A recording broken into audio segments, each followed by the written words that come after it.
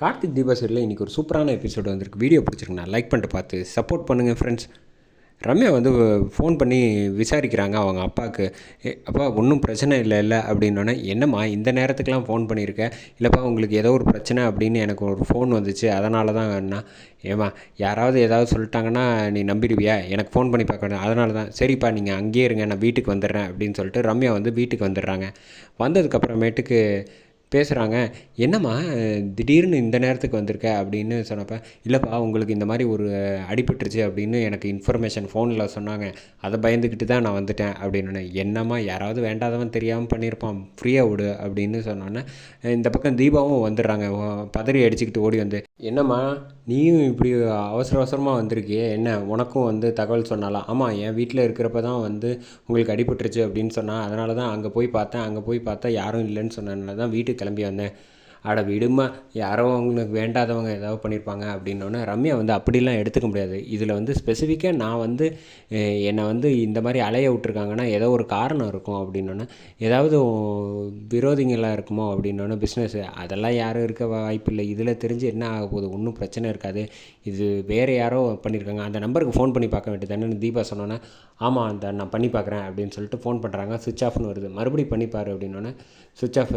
இந்த விஷயத்தை வந்து பெருசாக ஃப்ரீயாக விடுமான்னு அவங்க அப்பா சொன்னோன்னே, அப்படிலாம் விட முடியாது, யாரோ வந்து எதுக்காக காரணம் இப்படி பண்ணியிருக்காங்கன்னு கண்டுபிடிச்சா மட்டும்தான் நம்ம வந்து உஷாராக இருக்க முடியும் அப்படின்னு சொன்னாங்க. சாரி தீபா, நான் உன் ஹஸ்பண்டை பார்க்க முடியாமல் போயிடுச்சில்ல அப்படின்னா, அதனால் என்ன, இப்போ வர்ற கல்யாண நாள் அன்றைக்கி நீ வந்து மறக்காமல் வந்து பாரு அப்படின்னோன்னே, என்றைக்குமா அப்படின்னோடனே அவங்க அப்பா கேட்டோன்னா, ஆமாம் 2 நாள் கழிச்சு அப்படின்னு சொன்னோன்னே, கவலைப்படாதம்மா வாழ்த்துக்கள் அப்படின்னு சொன்னால், வாழ்த்துக்கள்னு சொன்னால் போகாது, நீங்கள் 2 பேரும் வந்து என்னை வந்து வாழ்த்தணும் அப்படின்னு சொன்னோன்னே, நிச்சயமாக வரேன் அப்படின்னு சொல்லிவிட்டு அங்கேருந்து தீபா வந்து கிளம்பி போகிறாங்க. அதே சமயத்தில் இந்த பக்கம் வந்து ரியா வந்து ஜஸ்ட் மிஸ்ஸில் நம்ம தப்பிச்சிட்டோம் தெரியுமா அப்படின்னு ஐஸ்வர்யாவுக்கு ஃபோனை போட்டுறோம். என்ன ஆச்சு அப்படின்னோடனே, இல்லை இந்த மாதிரி வந்து அவள் வந்திருந்தா ரம்யா, ஜஸ்ட்டு மிஸ்ஸில் வந்து அவங்க அப்பாவுக்கு அடிபட்டுருச்சுன்னு ஃபோன் வந்ததுனால போயிட்டா அப்படின்னோடனே சிரிக்கிறாங்க நம்ம ஐஸ்வர்யா வந்து. அந்த ஃபோன் பண்ணதே நான் தான் அப்படின்னோடனே, நீ எதுவாக இருந்தாலும் எனக்கு உடனுக்குடனே அப்டேட் பண்ணு, அப்போ தான் வந்து என்னால் எதுவாக இருந்தாலும் செய்ய முடியும் அப்படின்னோடனே சரின்ட்டு ஃபோனை வச்சிடுறாங்க. ரியா இவகிட்ட கொஞ்சம் உஷாராக தான் இருக்கணும், அங்கே இருந்துக்கிட்டே நம்ம கரெக்டாக கண்டுபிடிச்சிட்டா பாரு அப்படின்னு யோசிக்கிறாங்க. ஐஸ்வர்யா வந்து அந்த கொரியர் பாய்கிட்ட வந்து சொல்லி ஒரு பார்சல் ஒன்று கொடுக்குறாங்க. அது வந்து ரம்யாவுக்கு பார்சல் போகுது. போனோன்னே போய் இப்போ திறந்து பார்த்தா, கார்த்தி வந்து நம்ம அதிகமாகவே விரும்புகிறாரு போல், புடவெல்லாம் அனுப்பியிருக்காரு கிஃப்டாக. பட் இருந்தாலும் வந்து ஆனால் எதுவுமே சொல்லாமல் அமைதியாகவே இருக்கார். சொல்லக்கூடாதுன்னு சொல்கிறாரு. அது ஒன்று தான் காரணம் இருக்குது அப்படின்னு சொல்லிட்டு அந்த புடவையை கட்டி பார்த்துட்டு சந்தோஷப்பட்டுக்கிட்டு இருக்காங்க. ஒரு பாட்டை போட்டு டான்ஸ் ஆடிக்கிட்டு இருக்காங்க வழக்கம் போல். அதே சமயத்தில் இந்த பக்கம் வந்து தீபாவுக்கு வந்து கல்யாண நாள் வர்றதுனால புடவைக்காரங்களை வந்து புடவை வர சொல்லியிருக்காங்க.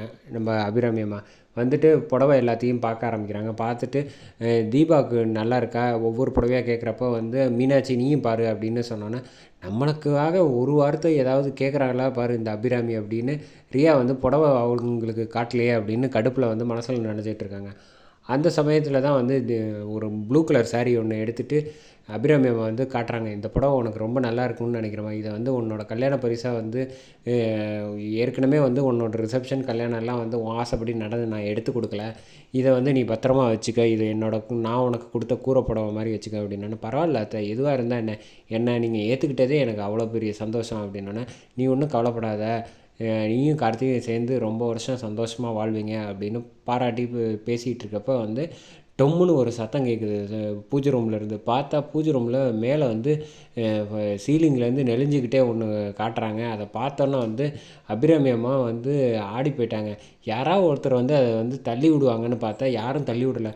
எனக்கு என்னமோ அபசகமாகவே தெரியுது அப்படின்னு அபிராமி அம்மாவும் தீபாவும் சொன்னோன்னே, சரிப்பா ரூமை சாத்திட்டு வா, எதுவும் போயிட போகுது, நம்ம எதுவாக இருந்தாலும் அப்புறமேட்டுக்கு பேசிக்கலாம், நம்ம முதல்ல ஜோசியரை வந்து வர வச்சுருக்கோம் அப்படின்னு நாச்சியார்கிட்ட அருணாச்சலம் சொன்னோன்னே, சரி வர சொல்கிறேன்னொன்னே கரெக்டாக வந்து ஜோசியர் வராப்பில். ஜோசியர் வந்தோடனே வந்து பேச ஆரம்பிக்கிறாங்க.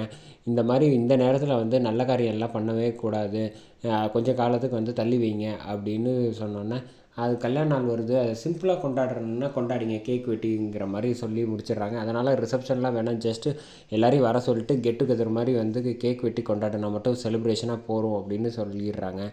இந்த பக்கம் வந்து ரியாவும் சரி ஐஸ்வர்யாவும் சரி அவளை எப்படியும் ரம்யாவை வந்து இந்த ஃபங்க்ஷனுக்கு வர விடாமல் பண்ணணும், அப்போ தான் வந்து அதிகமாக அவள் லவ் பண்ண கார்த்திகை எதிர்க்க முடியும் அப்படிங்கிறாங்க.